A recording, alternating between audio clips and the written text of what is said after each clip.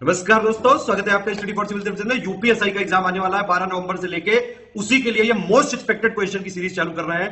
Video को ज्यादा से ज्यादा लाइक करिएगा और प्लस डेली 80 क्वेश्चन जो हम फ्री क्विज में करवा रहे थे वो लगातार बढ़ते जा रहे हैं। 80 जो करवा रहे हैं हिंदी के और प्लस जीके मूल विधि संविधान के, वो तो करवाते ही जा रहे हैं, प्लस और भी कई सारी पिक्स शेयर करते जा रहे हैं। UPSI by study for civil services Telegram में चैनल है, एड्रेस आप डाल सकते हैं @UPSI by study for civil services, या फिर इस वीडियो के डिस्क्रिप्शन में जो लिंक है उसी से ज्वाइन करिएगा। इस टेलीग्राम को ज्वाइन कर लीजिए, कंप्लीटली फ्री है, एक भी पैसा नहीं देना है। वीडियो को ज्यादा से ज्यादा लाइक जरूर कर दीजिएगा, लगातार आपके लिए सपोर्ट है।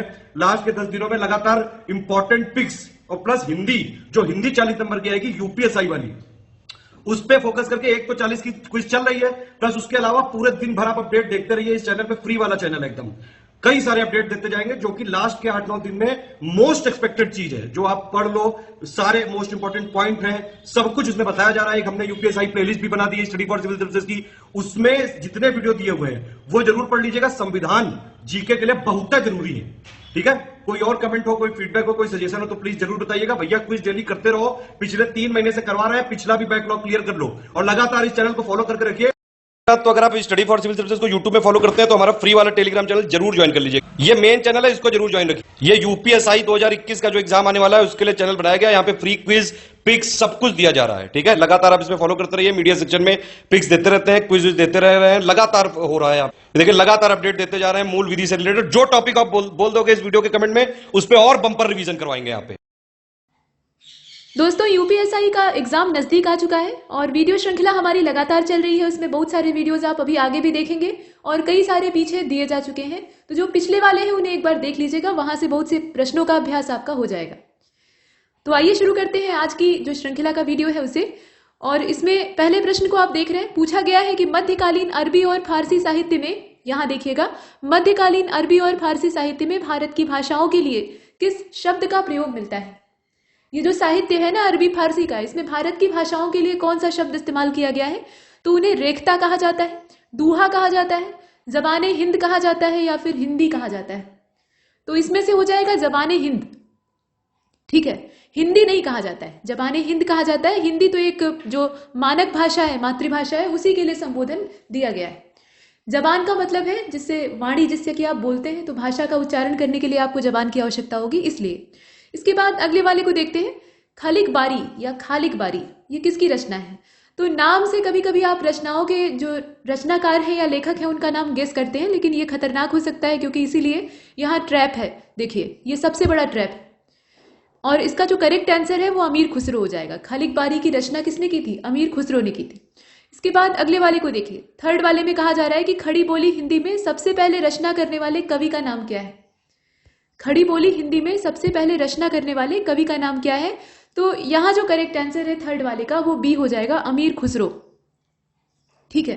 खड़ी बोली गद्य के रचनाकार के तौर पे अगर हम देखें तो भारतेंदु जी का नाम आता है, लेकिन चूंकि यहाँ पर रचना की सिर्फ बात की जा रही है, वो कविता नहीं है, कहानी नहीं है, कुछ भी हो सकता है, दोहा चौपाई, लेकिन खड़ी बोली हिंदी में होना चाहिए, तो अमीर खुसरो का नाम सबसे पहले आता है। इसके बाद फोर्थ वाले को देखिए, अपभ्रंश को पुरानी हिंदी किसने कहा है। ये चौथा वाला क्वेश्चन आप देख रहे हैं, तो चंद्रधर शर्मा गुलेरी के द्वारा कहा गया है। यहां आप देखें, ग्रियर्सन ने कुछ अस्पष्ट शब्दों में कहा है, उतने क्लियर कट ही बात नहीं कही है, और गुलेरी जी ने इस चीज को क्लियर कहा है। इसके बाद फिफ्थ वाले को देखते हैं। इस 5वें प्रश्न में आपसे पूछा गया कि अपभ्रंश की उत्तरकालीन अवस्था का नाम क्या है।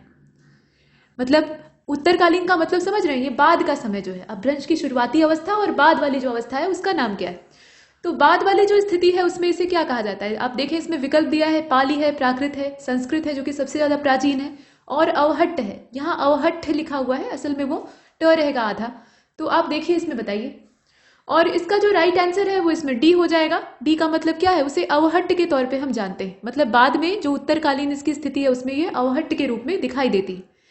नेक्स्ट यानी 6वें प्रश्न को देखिए, शौर सेनी अपभ्रंश से, ठीक है, शौर सेनी अपभ्रंश से किस भाषा का विकास हुआ है, ये आपको बताना है। और इसका जो करेक्ट आंसर है वो हो जाएगा राजस्थानी, ठीक है, राजस्थानी भाषा का विकास यहाँ जो शौर सेनी अपभ्रंश है उससे हुआ है। इसके बाद अगले प्रश्न यानी 7वें को देखिएगा, चंद्रधर शर्मा गुलेरी ने किसको पुरानी हिंदी का प्रथम कवि माना है। तो ये सरहद पाद है, या स्वयंभू है, या राजा मुंज है, या पुष्पदंत है। तो वैसे तो अलग अलग विचार होते हैं अपने अपने रचनाकारों के कि कौन से पहले हैं कौन से बाद वाले हैं, लेकिन गुलेरी जी के हिसाब से अगर देखा जाए तो जो 7th वाला इसका राइट आंसर सी होना चाहिए। राजा मुंज को उन्होंने माना है। यहाँ आप देखें। इसके बाद नेक्स्ट क्वेश्चन नंबर 8 को देखिएगा। बिहारी, बांग्ला, उड़िया और असमिया भाषाओं का उद्भव, ये जितनी भी भाषाओं के नाम आप देख रहे हैं, इनका उद्भव किस अपभ्रंश से हुआ है? मतलब कोई ना कोई अपभ्रंश यानी किसी मूल भाषा का बिगड़ा हुआ रूप रहता है जिससे कि अलग अलग बोलियां निकलती हैं। तो यहाँ आप देखें, मागधी भाषा का अपभ्रंश है या फिर अर्ध मागधी का है, पैशाची भाषा है जो कि पिशाचों के द्वारा एक समय में बोली जाती थी, या शौरसेनी के अपभ्रंश से ये सब निकले। आप देखकर बताएं। और ये जो 8वां है ना, इसका करेक्ट आंसर हो जाएगा ए वाला। ये मागधी के अपभ्रंश से निकले हैं। मगध क्षेत्र का आप वैसे भी इसमें अंदाजा लगा सकते थे। बंगाल बिहार वाला जो पूरा क्षेत्र है मगध साम्राज्य के अधीन हुआ करता था कभी। इसके बाद अगले वाले को देखते हैं। इसमें 9वें प्रश्न में आपसे पूछा गया कि नागरी प्रचारणी सभा का स्थापना वर्ष क्या है? 1893 है, 57 है, मतलब सब 18th वाले यहाँ दिए हुए हैं, ऊपर वाले ए और बी में से, और उसके बाद 1902 है और 1917 है। आप इसमें से बताइए। प्रश्न पूरा आपके सामने है। और ये जो 9वां है इसका करेक्ट आंसर क्या होगा? ए वाला हो जाएगा। 1893 की ये तारीख थी, इसे हमने देखा। इसके बाद 10वें प्रश्न में चलते हैं। फोर्ट विलियम कॉलेज, ये थोड़ा सा हिस्ट्री वाला पुट इसमें आ गया है, कोई बात नहीं। तो फोर्ट विलियम कॉलेज की स्थापना कहाँ पर हुई थी, वो लोकेशन आपको बतानी है। अब इसमें दिया हुआ है कोलकाता, लखनऊ, हैदराबाद और दिल्ली। तो विकल्प इतने आसान है कि बहुत आराम से आप इसमें पकड़ सकते हैं। इसके बाद अगले वाले को देखते हैं, कोलकाता ही होगा। क्वेश्चन नंबर 11 में कहा गया कि संविधान सभा में हिंदी को राजभाषा बनाने का प्रस्ताव किसने रखा था? राजभाषा हिंदी के तौर पे हम इसे जानते हैं, भले ही दुर्गति की शिकार हो, लेकिन ये प्रस्ताव किसने रखा था ये आपको बताना है। तो सरदार वल्लभ भाई पटेल है, इसके अलावा गोपालास्वामी आयंगर है, डॉक्टर भीमराव अंबेडकर है और पंडित जवाहरलाल नेहरू है। इस प्रकार से इसमें दिया हुआ है। और ये जो 11वां प्रश्न है इसका करेक्ट आंसर क्या हो जाएगा? बी वाला हो जाएगा, गोपालास्वामी आयंगर। ठीक है, गोपालास्वामी आयंगर के द्वारा ये जो प्रस्ताव है इसे रखा गया था। इसके बाद क्वेश्चन नंबर 12 को देखते हैं। भारतीय संविधान में हिंदी को मान्यता कब मिली थी, वो तारीख आपको बतानी है। तो 26 जनवरी 1950 है, 14 सितंबर जो कि हिंदी दिवस के तौर पे मनाया जाता है 1949 है, 15 अगस्त 1947 है, या फिर 14 सितंबर 1955 है। यहाँ आप तारीखों को ध्यान से देखिएगा और बताइए। और ये जो क्वेश्चन है इसका करेक्ट आंसर हो जाएगा इसमें से बी वाला, 14 सितंबर 1949 ये तारीख थी, और उसी डेट पर हर साल हिंदी दिवस हम लोग सेलिब्रेट करते हैं। इसके बाद अगले वाले को देखते हैं। हिंदी भाषा की वे कौन सी ध्वनियां हैं? ध्वनियां हैं, ध्यान दीजिएगा, जो स्वतंत्र रूप से बोली या लिखी जाती हैं। और ध्वनि क्या होगी? ये भाषा नहीं होगी, ये बोली होगी। जो आप बोलते हैं, ध्वनि आवाज उत्पन्न होती है, उसको कहा जाता है। तो स्वतंत्र रूप से बोली या लिखे जाने वाली ध्वनि क्या है? स्वर होती है, मतलब स्वर जो अल्फाबेट है, वर्णमाला के अक्षर हैं उनमें से, या व्यंजन होते हैं, या फिर पूरे वर्ण होते हैं, चाहे वो स्वर हो अथवा व्यंजन हो, उससे फर्क नहीं पड़ता, या अक्षर होते हैं। क्या इसमें से होना चाहिए, आप बताइए। और ये जो 13वां है इसका करेक्ट आंसर ए हो जाएगा। स्वतंत्र रूप से किसका उद्गम होता है? स्वरों का होता है। यहां तक कि जितने भी व्यंजन आप देखते हैं, हिंदी वर्णमाला के अक्षरों को आपने देखा है ना, अ से शुरू होता है और जो पूरा उसका सिलसिला है वो ज्ञ तक जाता है। उसमें से जो शुरुआती हैं वो स्वर होते हैं, ठीक है, और बाद वाले जो क से शुरू होते हैं वो व्यंजन होते हैं। संख्या आप जानते हैं, उसमें कोई विवाद का प्रश्न ही नहीं है। बात यह है कि जो व्यंजन होते हैं उनके निर्माण में भी स्वरों का इस्तेमाल होता है, बिना स्वर के व्यंजन नहीं बन पाएंगे। लेकिन स्वरों को बनाने में स्वरों का इस्तेमाल प्रायः नहीं होता है, ये स्वतंत्र होते हैं एक दूसरे से, ठीक है। तो स्वर जो है इसमें स्वतंत्र रूप से बोले या लिखे जाते हैं। इसके बाद 14वें को देखिए, हिंदी वर्णमाला में अंग और अह, यहां देखिए अंग और अह ये क्या है? ये स्वर है, व्यंजन है, या फिर अयोगवाह है। व्यंजन तो किसी कीमत पर नहीं होंगे। अब इसमें आप बताइए ये अयोगवाह है या संयुक्ताक्षर है? संयुक्त अक्षर है कहने का मतलब।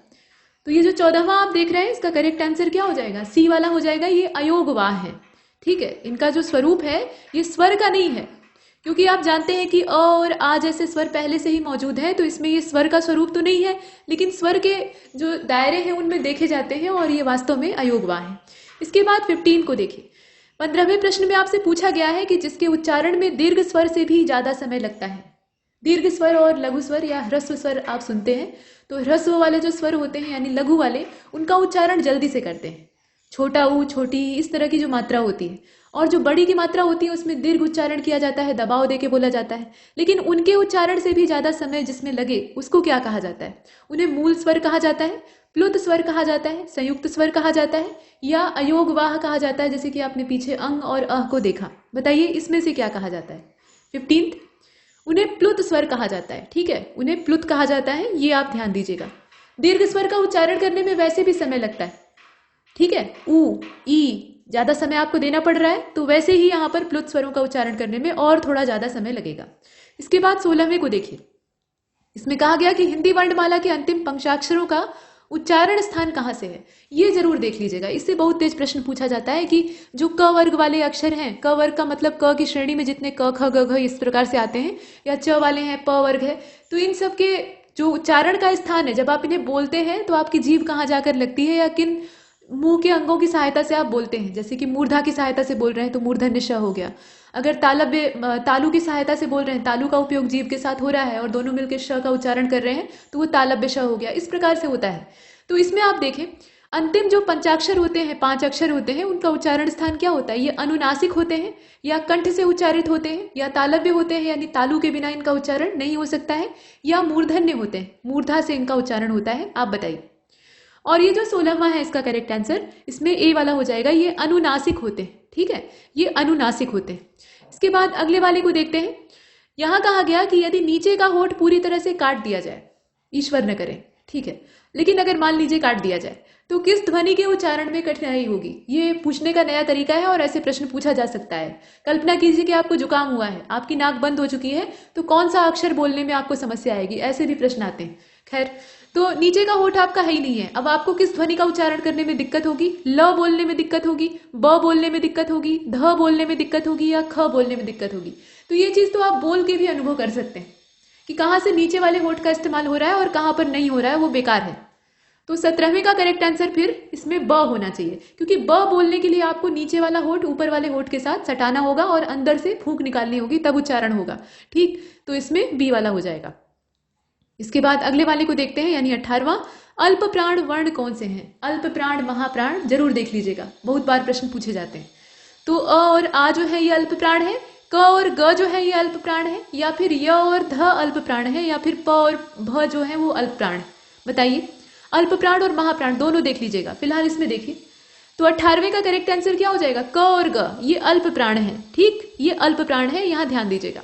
इसके बाद अगले वाले को देखिए, 19वें को, महाप्राण। अब यहाँ देखिए चर्चा हुई तो आ गया, महाप्राण ध्वनि इसमें से कौन सी नहीं है? अब इसका मतलब ये है कि बाकी जो 3 बचे होंगे वो महाप्राण होंगे। तो इसमें महाप्राण ध्वनि कौन सी नहीं है? क है, घ है, झ है और य है। अभी आपने पीछे देखा कि जो क वाला ग्रुप था वो क्या था? अल्प प्राण था। तो इसमें चुनने में आपको आसानी होगी। वैसे इसका करेक्ट आंसर वही होगा, ऊपर वाला क। इसका मतलब यह है कि बाकी जितने हैं वो महाप्राण है, घ, झ, य, इस प्रकार से। इसके बाद अगले वाले को देखते हैं। यहाँ शुद्ध वर्तनी आपको बतानी है। वहां तो कुछ बेसिक ग्रामर हमने देखा, अब वर्तनी शुद्धि वाला आ गया है। तो उपरोक्त लिखा हुआ है वो शुद्ध है, या फिर उपर्युक्त शुद्ध होता है, या उपरियुक्त शुद्ध होता है? जैसे लिखा है उसे देखिएगा। और उपर्युक्त तो किसी कीमत पर सही नहीं होगा, वो आपको भी पता है। तो बताइए। देखिए इसका बी हो जाएगा, ठीक है, बी वाला हो जाएगा। उपरयुक्त होता है, उपरोक्त नहीं होता है, ठीक है। हालांकि उपरोक्त का भी हम लोग इस्तेमाल करते हैं, ऊपर जो उक्त है यानी कहा गया है, लेकिन ऊपर जो युक्त है, अब यहाँ पर जब आप संधि करेंगे ना, मतलब 2 अलग अलग शब्दों को जोड़ेंगे तो उनका स्वरूप परिवर्तित हो जाता है, और संधि करने पर वास्तविक जो स्वरूप है वो उपरयुक्त होता है। इसके बाद 21वें को देखिए, कहा जा रहा है कि कौन सी वर्तनी अशुद्ध है, यानी उसमें गलती है। तो अनंग लिखा हुआ है, अनंग मतलब कामदेव होता है, परिहास मतलब हंसी मजाक होता है, व्यंग और हास्य। बताइए इसमें से वर्तनी कोई एक जो है वो गलत है। और 21वें का जो राइट आंसर है वो इसमें सी हो जाएगा, व्यंग नहीं होता है। बहुत से लोग व्यंग लिखते हैं, लेकिन असल में ये इस प्रकार से लिखा जाता है, व्यंग्य होता है, ठीक है। और यहाँ क्या लिखा है वो आप साफ साफ देख रहे हैं। इसके बाद अगले वाले को देखते हैं। क्वेश्चन नंबर 22 में आपसे कहा गया कि अशुद्ध वर्तनी है। अब किसकी वर्तनी यहाँ गलत है आप बताइए। भाग्याधीन लिखा हुआ है, भामनी लिखा हुआ है, भामनी लिखा हुआ है, भावना लिखा है और भारोत्तोलन लिखा है। अब इसमें से आप बताइए।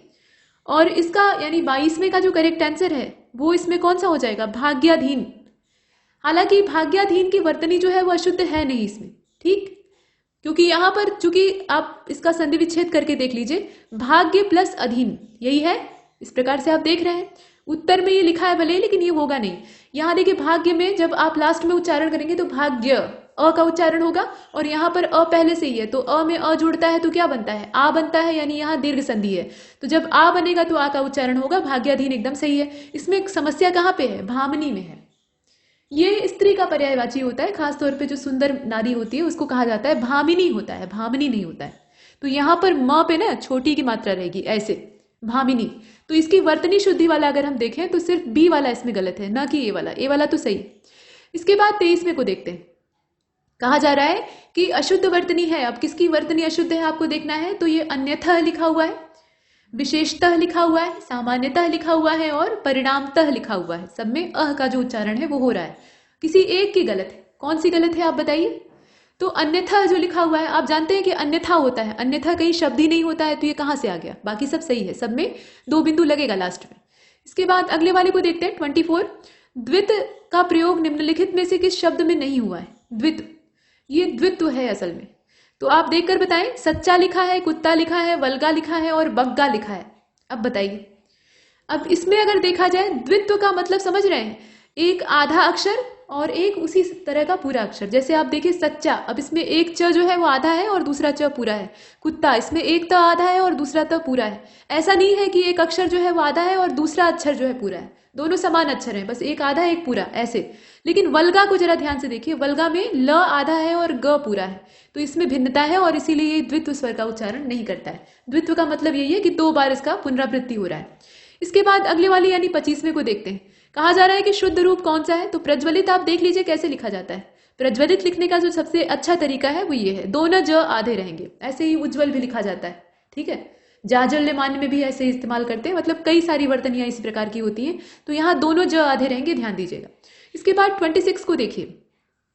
अघोष ध्वनि कौन सी, जो युग्म यहाँ दिया हुआ है, युग्म का मतलब होता है जोड़ा, 2 चीजें। तो अघोष ध्वनि कौन सी है आप देखिए, ग और घ है, ड और ढ है, प और फ है, या फिर द और ध है, आप देखकर बताइए। और 27 का जो राइट आंसर है वो इसमें सी हो जाएगा, प और फ। ये क्या है, अघोष ध्वनि है।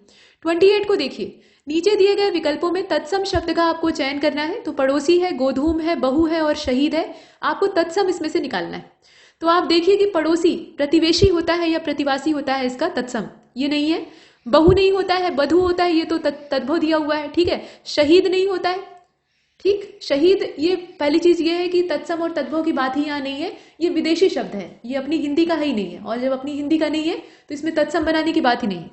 गोधूम, गोधूम किसको कहा जाता है, गेहूं को कहा जाता है। तो गेहूं तद्भव है और उसका जो तत्सम है वो गोधूम हो जाएगा। तो इसका जो करेक्ट आंसर है फिर क्या होगा, बी वाला हो जाएगा।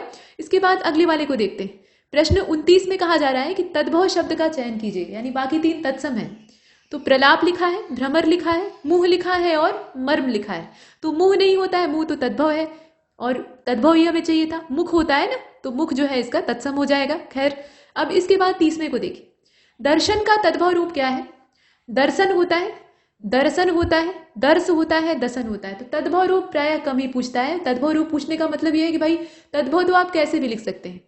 तद्भव का मतलब यही है ना कि संस्कृत के जो मूल शब्द थे वो जब हिंदी वर्णमाला में आए तो उसमें अपनी बुद्धि लगा दी गई, बोलने का दोष उत्पन्न हुआ और उनका जो स्वरूप है वो बिगड़ गया, यही होता है। तो ऐसी अवस्था में जब बोलने का स्वरूप बिगड़ता है तो वो किसी भी ढंग से बिगड़ सकता है। लेकिन फिलहाल इसमें अगर देखा जाए तो दर्शन हो जाएगा। दर्शन का मतलब क्या, ये वाला, ठीक। इसके बाद अगले वाले को देखते हैं। 31वें में आपसे कहा जा रहा है कि तद्भव शब्द कौन सा है। तो यहाँ देखिए, चक्षु मतलब होता है नेत्र, दधि मतलब होता है दही और नृत्य मतलब क्या होता है वो आप जानते हैं, बिच्छू, ठीक है। बिच्छू जो है ये क्या है, तद्भव रूप है, यहाँ आप देख रहे हैं। अच्छा, इसका तत्सम क्या होता है, बिच्छू का वृश्चिक होता है, ठीक है, वृश्चिक। इसके बाद अगले वाले को देखते हैं। प्रश्न संख्या 32 में आपसे कहा गया कि वैधशाला शब्द जो है ये कैसा है। अब ये वैधशाला नहीं है बल्कि वेधशाला है। वेधशाला मतलब क्या होता है, जहां से ग्रह नक्षत्रों खगोलीय जितनी भी चीजें होती हैं उनका निरीक्षण किया जाता है। तो आप देखिए इसमें से कौन सा होगा। और 32वें का जो करेक्ट आंसर है ना वो इसमें बी हो जाएगा। यौगिक है ये, 2 अलग अलग। यौगिक का मतलब क्या होता है, 2 अलग अलग जो शब्द हैं, अलग शब्द हैं, मतलब उनका आपस में वैसे भी कोई संबंध नहीं है, लेकिन यहाँ दोनों को जोड़ा गया तो एक नया अर्थ सामने आया, तो योग हो रहा है, दोनों में जोड़ हो रहा है, तो यौगिक है। वेद एक अलग चीज है और शाला जो है वो एक अलग चीज है, दोनों को जोड़कर बना है। इसके बाद 33वें को देखिए। कहा जा रहा है कि रूढ़ शब्द का चयन कीजिए। तो राजनैतिक है, चक्रपाणी है। चक्रपाणी का मतलब क्या, जिसके हाथ में चक्र हो, अर्थात भगवान विष्णु। और त्रिकोण है और गरल है। गरल का मतलब क्या, जहर। तो आप देखकर बताइए। और 33वें का जो करेक्ट आंसर है वो इसमें गरल हो जाएगा, ठीक है। गरल जो है वो रूढ़ शब्द है। बाकी जितने हैं उनमें संरचनाओं में कई सारे जो शब्द हैं या कई सारी मात्राएं हैं उनका समावेश है, लेकिन ग र ल इसमें आप कहीं देख रहे हैं कोई मात्रा, नहीं देख रहे हैं। ये अपनी मूल अवस्था में है। ग जो है ये अपनी जो मूल अवस्था है उसमें मौजूद है। र का भी वही हाल है, ल का भी वही हाल है, लेकिन बाकी में देखिए मात्राएं लगी हुई है जगह जगह, तो मात्रा विहीन आपको खोजना था। इसके बाद अगले वाले को देखिए, 33 में कहा गया कि निम्नलिखित शब्दों में से किस शब्द का सार्थक खंड नहीं हो सकता है। सार्थक खंड नहीं हो सकता है मतलब जब आप उसे टुकड़े में करें या उसका खंड करें तो उसका कोई अर्थ निकले, ऐसा खंड नहीं हो सकता है। तो ये क्या होगा?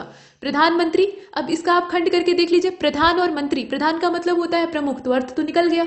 मंत्री का मतलब एक जो पद है उसके तौर पे, तो यहाँ दोनों को अलग अलग करने पे अर्थ निकल रहा है। राज सैनिक, राज को आपने अलग कर लिया तो राजसी हो गया, और सैनिक अलग कर लिया तो सैनिक का अपना अर्थ हो गया, तो यहाँ भी अर्थ निकल रहा है। प्रसूति गृह, प्रसूति मतलब प्रसव की प्रक्रिया, बच्चे को जन्म देने की प्रक्रिया, और गृह मतलब घर, दोनों को जोड़ दिया तो एक नया अर्थ हुआ, लेकिन अलग अलग करने पर भी इनके अपने अर्थ हैं। लेकिन घोड़ा, अब इसमें आप घो और अड़ा को अलग कर देंगे तो कोई मतलब निकलेगा? नहीं निकलेगा ना, तो इसीलिए इसमें सिंपल है, आपको समझना बस है कि करना क्या है। ठीक, तो सार्थक खंड किसका नहीं होगा? घोड़े का नहीं होगा। 34 को देखिए, पीतांबर। पीतांबर किस प्रकार का शब्द है?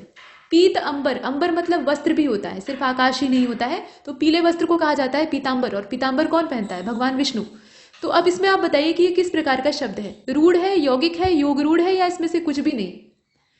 तो भाई इसमें से कुछ भी नहीं वाला विकल्प तो नहीं चुनेंगे। इसमें से करेक्ट आंसर क्या होगा? सी वाला हो जाएगा। ये योग रूढ़ है, अभी आपने पीछे देखा है योग हुआ है ना इसमें, यहाँ देखिए योग रूढ़ है। योग रूढ़ का मतलब ये है कि इसमें जब समावेश हुआ, पीछे आपने देखा कि योग सीधा सीधा हो गया तो यौगिक बन गया, लेकिन यहाँ जब समावेश हुआ तो इसमें संधि के नियम भी काम किए और ये आपस में जुड़ गए, जैसे फेविक्विक लगाकर जोड़ा जाता है, ठीक वैसे ही।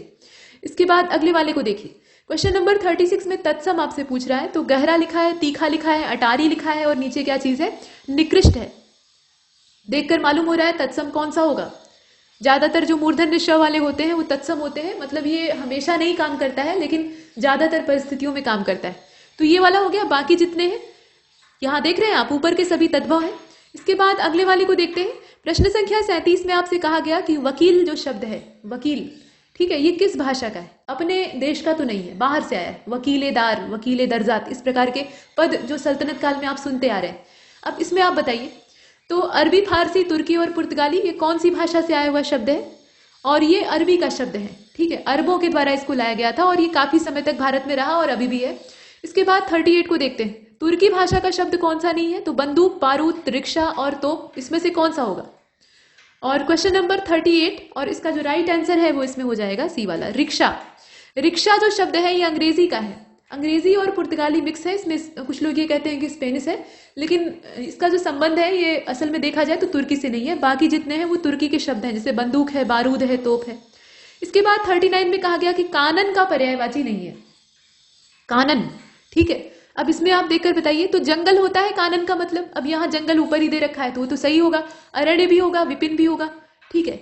अब इसमें से कोई नहीं का विकल्प है, वो भी बताइए। अब देखिए इसमें बताइए कौन सा होगा, तो 39 का डी हो जाएगा। हालांकि विपिन जो शब्द है ना, ये जंगल को अकेले नहीं कहा जाता है, ये वृक्ष मात्र के लिए पर्यायवाची होता है, लेकिन खैर जंगल भी वृक्षों का ही समूह होता है, तो इसमें डी वाला हो जाएगा। डी वाला ज्यादा उपयुक्त है, ठीक।